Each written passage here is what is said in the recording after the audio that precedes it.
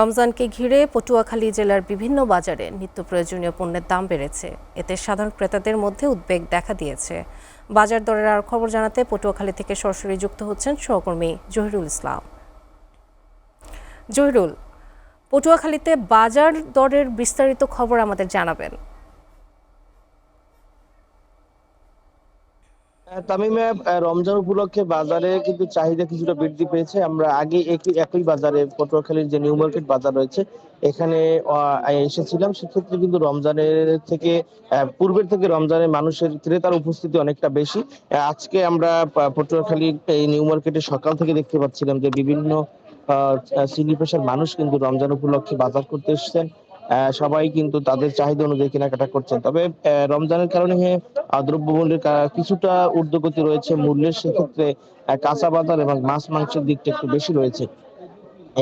এইখানে মানুষের যে প্রতিদিনের যে চাহিদা লেবু, শসা এবং অন্যান্য শাকসবজি, সেক্ষেত্রে কেজি প্রতি 10 থেকে 20 টাকা পর্যন্ত বেশি রয়েছে।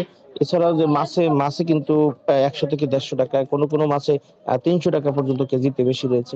এছাড়াও মুরগিতে গত রমজানের আগে যে বাজার ছিল তার থেকেও কেজিতে 20 থেকে 30 টাকা বেশি রয়েছে।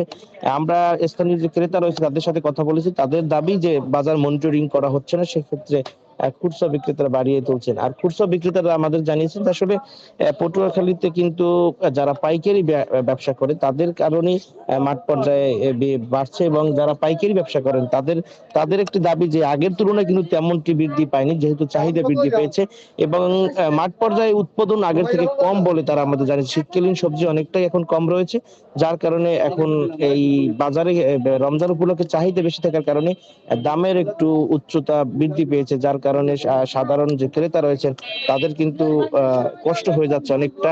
এবং বাংলাদেশের যে নতুন সরকার রয়েছে তাদের কাছে অনেক ক্রেতাই দাবি জানিয়েছে একটি সুষ্ঠু বাজার মনিটরিং প্রক্রিয়া চালু করা, যার মধ্য দিয়ে ক্রেতা, বিক্রেতা এবং পাইকারি বিক্রি যারা রয়েছে তাদের একটি লিঙ্ক তৈরি হবে, যার মধ্য দিয়ে কেউ কোনো ধরনের সিন্ডিকেট তৈরি করতে পারবে না। সকল সিন্ডিকেট ভেঙে দিলেই তাদের বাজারের যে ঊর্ধ্বগতি রয়েছে সেটি কমে আসতে পারে। তামিম।